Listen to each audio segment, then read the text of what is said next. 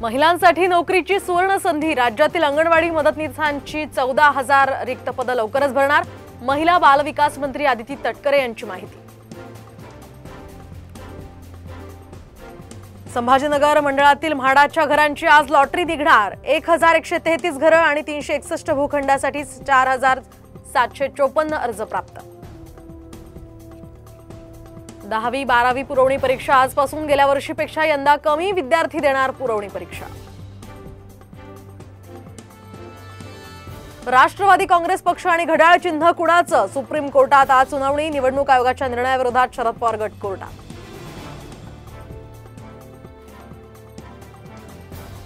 ठाणे ते विक्रोळीपर्यंत प्रचंड वाहतूक कोंडी। रस्त्यावर पडलेले खड्डे, सिग्नल यंत्रणा आणि टोलनाक्यामुळे 3 ते 4 किलोमीटर वाहनांच्या लांबच लांब रांगा। मुंबई नागपूर समृद्धी महामार्गावर पडलेलं भगदाड हे अजूनही तसंच। 2 आठवडे उलटून सुद्धा दुरुस्ती होईना। मुंबई कॉरिडॉरवरील एकच लेन सुरू, प्रशासन मात्र झोपेतच।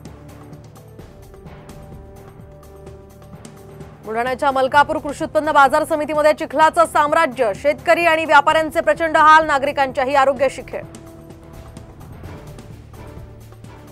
आज मुंबईला ऑरेंज अलर्ट तर रायगडला पावसाचा रेड अलर्ट। यासह पश्चिम बंगालच्या उपसागरातील परिणामामुळे कोकण पट्ट्यातही पावसाचा जोर वाढणार।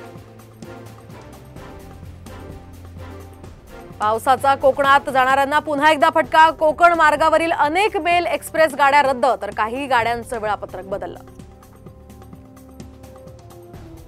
यवतमाळमध्ये जीव धोक्यात घालून पुरातनं न्यावी लागली अंत्ययात्रा। कळंब तालुक्यातील जोडमोहा या गावातल्या लोकांवर पाण्यातूनच अंत्यविधी करण्याची वेळ।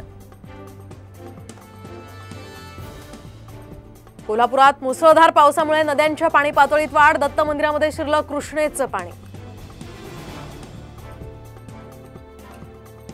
उल्हासनगरच्या संतोषनगरमध्ये फिरते 20 जणांची टोळी। ही टोळी एका तरुणाची हत्या करण्यासाठी आल्याचा संशय। नागरिकांमध्ये दहशत। तर या प्रकरणी ठाकरे गटाचे जिल्हा प्रमुख धनंजय बोडारे आक्रमक। पूजा खेडकर आणि मनोरमा खेडकरांवर त्वरित कारवाई करा, अन्यथा रस्त्यावर उतरू। काँग्रेस आमदार रवींद्र धंगेकरांचा इशारा। मनमाडमध्ये वऱ्हाडाची बस आणि कारमध्ये समोरासमोर धडक, अपघातात 3 ते 4 जण जखमी।